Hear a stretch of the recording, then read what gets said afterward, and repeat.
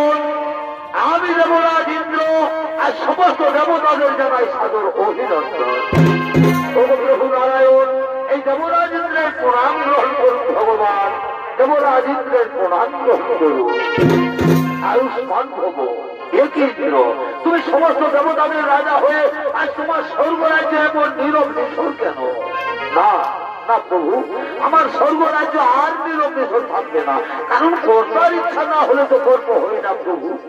আমি এক্ষুনি সমস্ত অপরাধের থেকে নানা রকম নৃত্য গীতের আয়োজন করবো। কোথায় বলে উর্বশী মেল কারণ ভাতির প্রভা, তোমরা তাড়াতাড়ি ছুটে এসে যাবো রাজ ইন্দ্রের রাজসভা।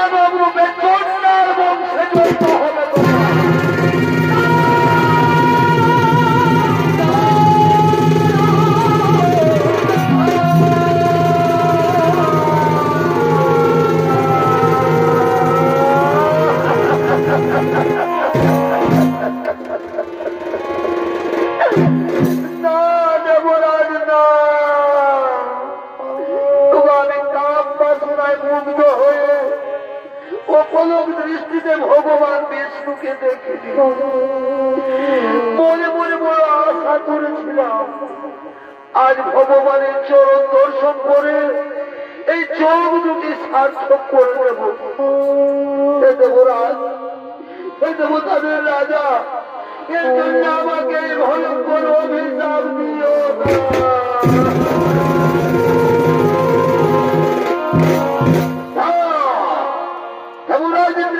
ওরা কোনোদিনও ব্যর্থ হবে না। তবে নারায়ণ যদি ইচ্ছা করেন তাহলে কিছুটা লোক করে দিতে পারে। তোমার প্রভু অন্তর্যামী নারায়ণ, তুমি তো অন্তরের কথা সবই জানো দয়াময়।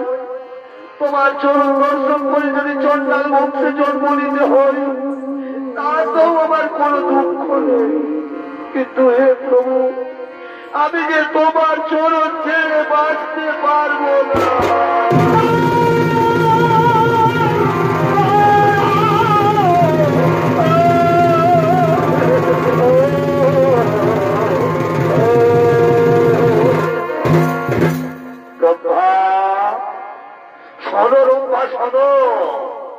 চন্ডাল বংশে জন্ম নিলেও ভক্তি তোমার থাকবে অটুট। ত্রেতা যুগে আমি জন্ম নেব মানবের ঘরে, অযোধ্যা রাজা দশরথের জ্যেষ্ঠ পুত্র শ্রী রামচন্দ্র রূপে। তুমি জন্ম নেবে পঞ্চমণির মনে হীরা চন্ডালের স্ত্রী মোহিনীর গর্ভে। নাম হবে তোমার সবরী।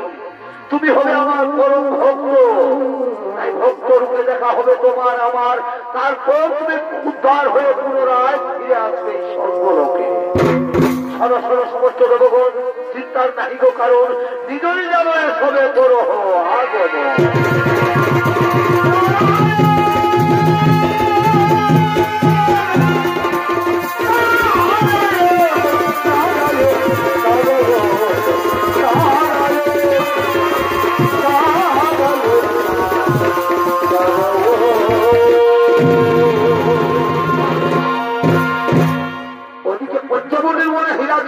তার স্ত্রী তারা সন্তানহীনা, তারা কাঁদতে কাঁদতে মনের দুঃখে আগমন করতে চলেছে।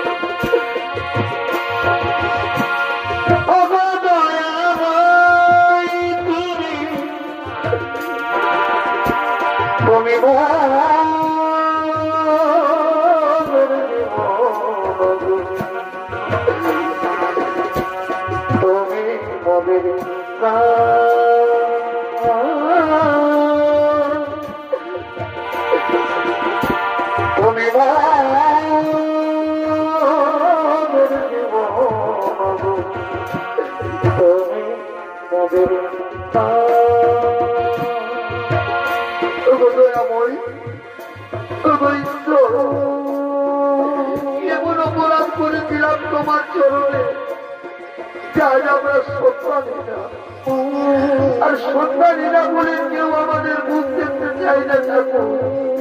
কেন কেন কেউ আমাদের মুখ দেখতে চায় না?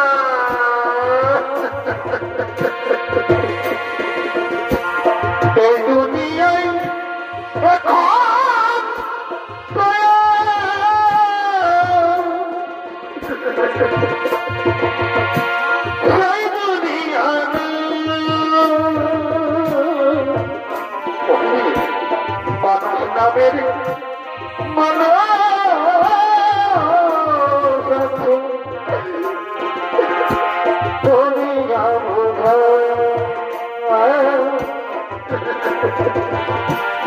মানুষ নামের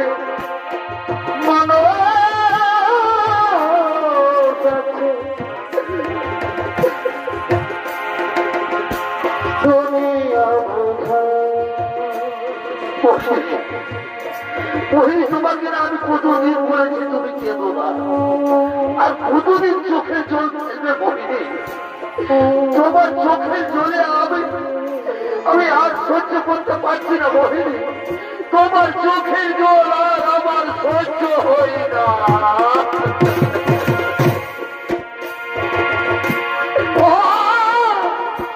মাটির দেহ খাইল ঘুমে কেঁদো না, দেখলো না তো আমি সারা জনম তুই নয়নে বইলা জলের ঢেউ কেঁদো না। মনের ব্যথা কইতে গেলে এই দুনিয়ায় সবাই বলে সোনার সমন্য।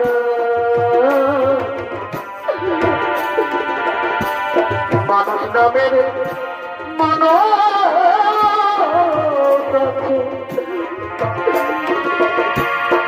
সেই মানুষ যে মানুষের ভিড়ে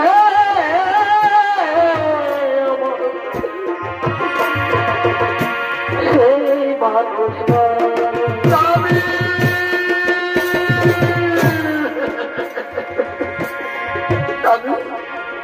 তুমি বলে দাও না গো, আমি কি কোনোদিন সন্তানের মা হতে পারবো না? আমি কি কোনোদিন সন্তানের মা হতে পারবো না? তুমি কেঁদো না। ভগবান আমাদের উপর অত বড় নির্দয় হতে পারেন না। ভগবান আমাদের উপর অত বড় নির্দয় হতে পারেন না। দেখতে বলিনি একদিন না একদিন ঠিকই তুমি সন্তানের মা হবে বলছি, একদিন না একদিন ঠিকই তুমি সন্তানের মা।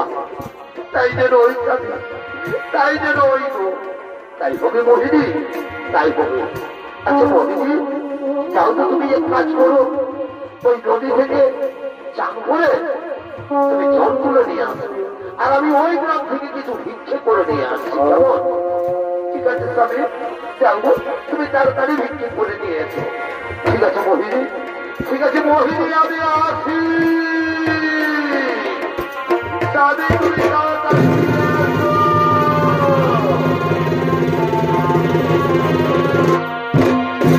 এদিকে নদীর ঘাটে মোহিনী চান করতে লাগলো, আর সেই গ্রামেরই কিছু রমণী ওই নদীর ঘাটে জল তোলার জন্য আগমন করতে চলেছে। এগো নদী পারে বিহাভে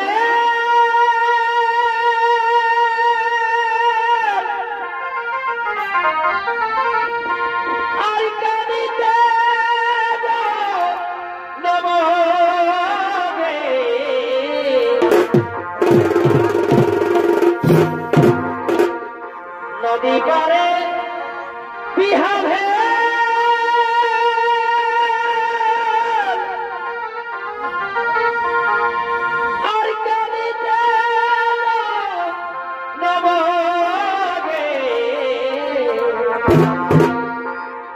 কেলে কেটে করে যাওয়াই না, এগো কেলে কেটে করে যাওয়াই না। দিদি বুঝে নাই গো, বুঝে না খাল ভরায় সুগুরু দেখা। দিদি বুঝে নাই গো, বুঝে না খাল ভরায় সুগুরু দেখা।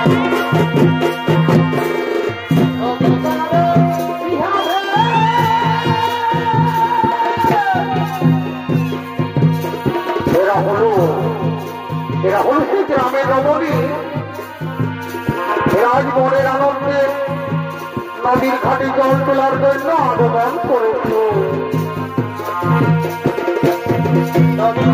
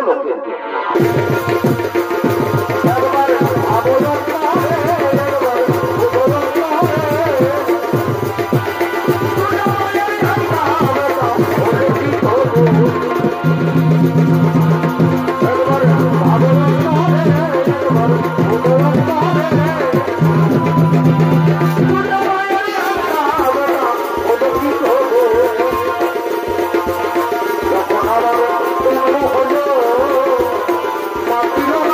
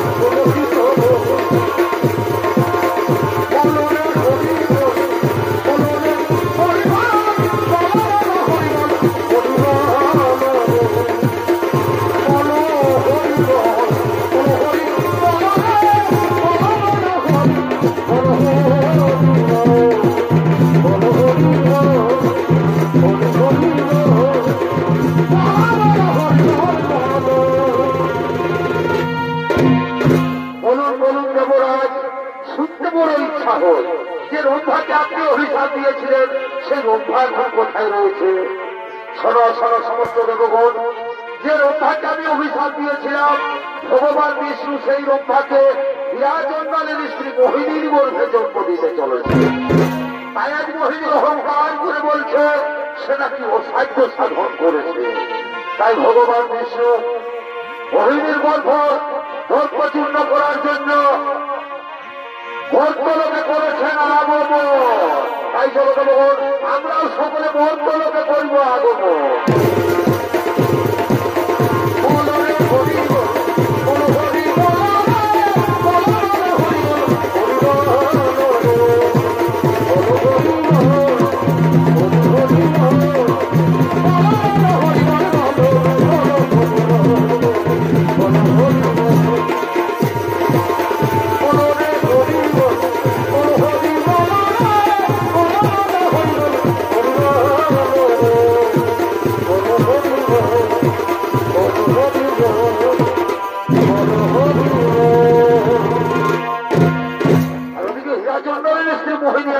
গর্ভবতী, তাই মনের আনন্দে অহংকার করতে করতে নিজ কুটিরের দিকে আগমন করতে চলে।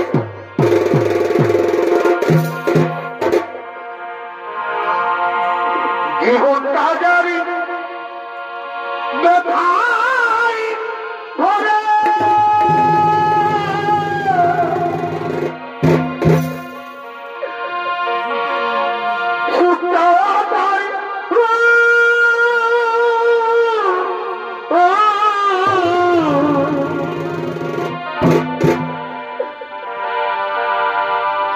কেন বন্ধু ভালো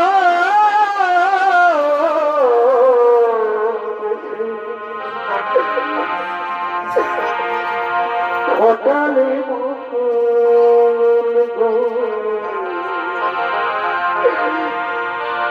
কেন